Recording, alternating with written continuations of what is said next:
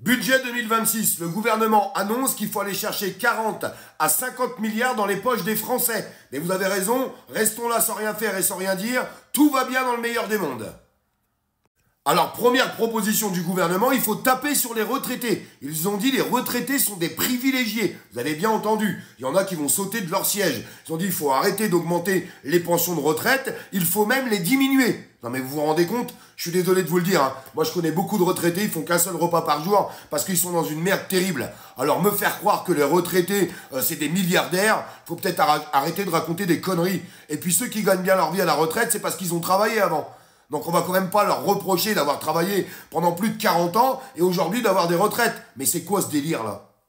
Deuxième proposition du gouvernement, il faut augmenter les taxes. Ah bah oui, c'est vrai, j'y avais pas pensé. Bah on n'a pas assez de taxes en France. Ah, on n'est pas le pays du monde le plus taxé. Ah bah si. Ah bah on va continuer. On va continuer de prendre l'argent dans les poches des Français. Alors ils sont très intelligents parce qu'ils disent « Ne vous inquiétez pas, on va pas augmenter les impôts pour les Français. Par contre, on va augmenter les taxes. » C'est encore pire.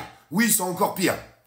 Troisième proposition du gouvernement, la santé bien sûr. Des remboursements des frais médicaux. On l'a bien vu, hein, les médicaments sont de moins en moins remboursés, les consultations chez le médecin aussi. Et là, ils disent, faudrait peut-être s'attaquer aussi à l'hôpital. Bon, bah vous pouvez montrer du doigt le système américain. Si t'as pas d'argent, tu peux pas te soigner. Vous inquiétez pas, en France, ça sera bientôt pareil.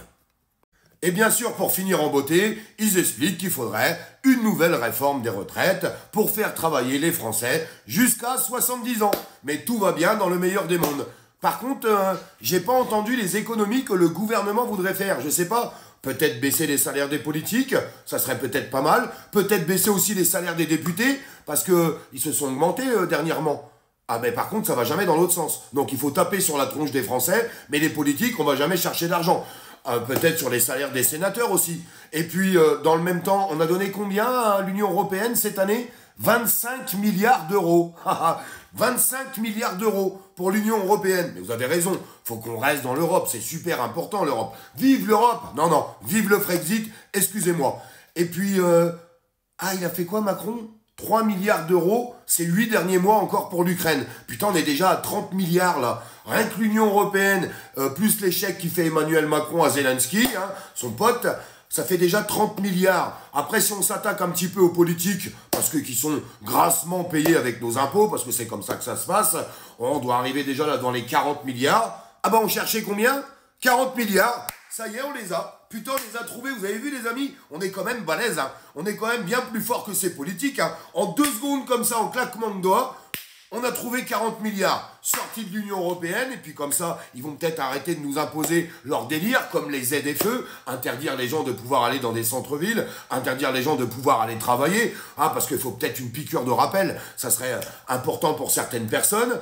Donc sortis de l'Union européenne, on arrête de financer l'Ukraine, le pote à Zelensky, là, le pote à Macron, parce qu'il serait peut-être temps d'arrêter de déverser des milliards. Mais attention, hein, on peut aller chercher plus loin avec tout l'argent qui planque dans des paradis fiscaux. On peut y aller, hein, on peut vraiment y aller. Mais vous avez raison, mes amis, ne bougeons pas, restons là. Vaut mieux écouter ce mot qui résonne en ce moment, l'opposition contrôlée. Ben moi, je vais vous dire quelque chose. La seule opposition contrôlée que je vois en France, c'est ceux qui essayent de démonter d'autres personnes qui essayent de créer des mouvements. Parce que la personne qui crée un mouvement contre le gouvernement, c'est pas lui l'opposition contrôlée. L'opposition contrôlée, c'est celui qui essaye de démonter le mec qui est en train de créer un mouvement contre Macron. Ouais, ça, c'est de l'opposition contrôlée. Boum, en plein dedans. Là, on est dedans. Non, parce qu'il faudrait peut-être qu'on se réveille un petit peu. Je sais pas ce que vous en pensez. Ou on peut continuer de fermer notre bouche, hein, et puis d'accepter. On peut même baisser notre froc s'ils veulent. Non, mais allons-y, pourquoi pas? Baissons notre froc, après tout. Enfin, on en est là. Non, mais 40 à 50 milliards, retraités, santé, non, mais tout part en vrille. Et nous, on continue, je suis désolé de vous le dire. Je suis obligé d'être sincère avec vous. On continue de rien dire. Ben, moi, j'ai pas envie de rien dire. J'ai pas envie de rien dire. Et puis même si je dois me retrouver tout seul devant une mairie à partir du 20 avril, eh bien j'irai tout seul. Et puis en fait, les vaillants, c'est ceux qui y ont été. Et ceux qui n'auront rien fait, ça sera eux les responsables. Je suis désolé de vous le dire. Ce serait peut-être temps qu'on montre notre voix, notre parole, qu'on s'exprime. Je sais pas, dites-moi. Ou alors on continue de rien dire. On peut continuer de se laisser faire. C'est comme vous voulez. Vous avez le droit, hein. Ben moi, j'ai pas envie de me taire. Est-ce que j'ai le droit? J'ai pas envie de me taire. J'en ai ras-le-bol de Macron. Et je pense qu'il est temps de se rassembler, de sortir, de se réunir, main dans la main, mais pas que contre la paix. Hein. Il n'y a pas que la paix. Alors oui, je veux pas de la guerre en Ukraine. Oui, je veux pas qu'on envoie des militaires en Ukraine, je suis d'accord avec vous. Mais j'en ai ras-le-bol qu'on tape sur la gueule des Français. J'en ai ras-le-bol. Maintenant, on tape sur les retraités, on tape sur les gens malades, on tape sur les travailleurs, on tape sur les gens en précarité, on tape sur les PME, on tape sur les artisans, on tape sur les commerçants. Puis après, on va taper sur qui? Sur nos gosses? Non mais quand est-ce que ça s'arrête tout ça? Quand est-ce que ça s'arrête? On laisse faire? Est-ce qu'on laisse faire? Je vous pose la question. Pouvoir d'achat, sécurité, on en est où là? On en est où, sincèrement, on en est où? Alors ouais, bah faut peut-être gueuler un petit peu plus. Il y a des gens qui me diront encore « Oh mais Olive, arrête de gueuler, merde !» Ah bah c'est vrai, je devrais vous dire mes chers amis, tout va bien dans le meilleur des mondes. Ce pays est formidable, ce gouvernement est formidable pour les Français, il est en train de les tordre en deux, ils vont tout vous prendre jusqu'au dernier centime, et puis bientôt vous n'aurez plus le droit de l'ouvrir. Oui, parce qu'aujourd'hui on en est là. Tous les dispositifs qui sont en train d'être mis en place, c'est pour qu'on se la ferme en fait, c'est pour qu'on ferme notre bouche. Monnaie numérique, tout ça c'est du crédit social. Le crédit social qui avance à grands pas. Bientôt on ne pourra même plus l'ouvrir. On ne pourra plus dire quoi que ce soit. Parce que sinon ils nous mettront le dernier coup pour nous achever. Voilà où on en est. Alors moi je vous le dis très honnêtement et du plus profond de mon cœur. Je vais arrêter d'écouter tous les gignolos qui racontent n'importe quoi sur les réseaux sociaux qui, eux, malheureusement, font partie de l'opposition contrôlée, puisque eux, ils cassent les mouvements contre ce gouvernement et contre Emmanuel Macron. Et je vais continuer d'avancer avec des personnes qui sont capables de réfléchir et de pas écouter bêtement ce que certains idiots sont capables de raconter. Je pense que le message est clair et que beaucoup de monde le comprendront. Et ben moi, j'ai envie d'avancer avec les personnes qu'on aura le bol, qu'on prenne tout l'argent des Français et puis bientôt l'argent de nos enfants. Parce que normalement, les parents, quand ils ont une réussite dans leur vie, c'est aussi pour aider leurs gosses après.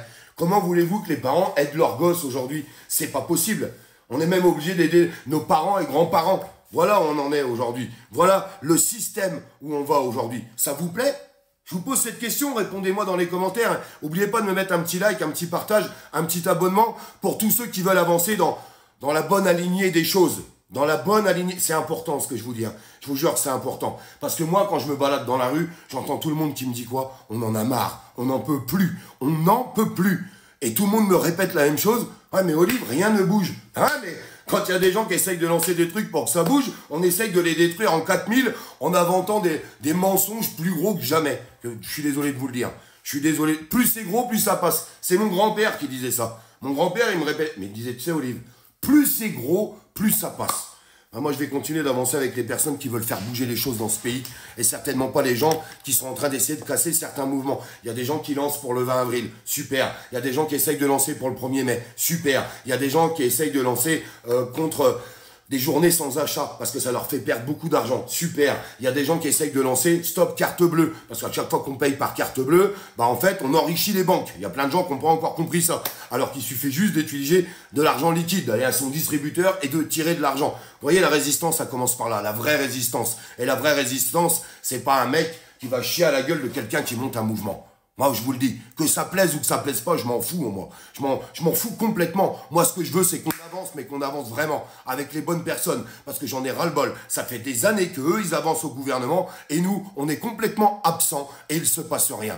Alors, pour tous les gens que j'aime, tous les gens qui sont sur mes pages depuis des années, et qui me soutiennent, je peux vous faire qu'une seule promesse, c'est que je lâcherai rien et j'irai jusqu'au bout contre ce gouvernement. Et j'aurais aimé, et j'aimerais, qu'on arrive à le faire voler en éclats. Alors, les députés, ils sont en train de se réveiller. Apparemment, ils vont peut-être voter une motion de censure contre Bayrou et son gouvernement. Bah, il serait temps, les mecs. Hein. Il serait peut-être temps de vous réveiller parce que vous vivez un peu à Alice au pays des merveilles, ou alors on vous avait enfermé dans un congélateur. Je suis désolé de vous le dire, parce qu'il serait peut-être temps de le dégager. Surtout avec l'affaire Betaram et Bayrou, je comprends même pas comment ce mec peut être encore en poste aujourd'hui. Franchement, j'arrive même pas à comprendre. Bref, peut-être que c'est moi qui délire encore. Je vous embrasse.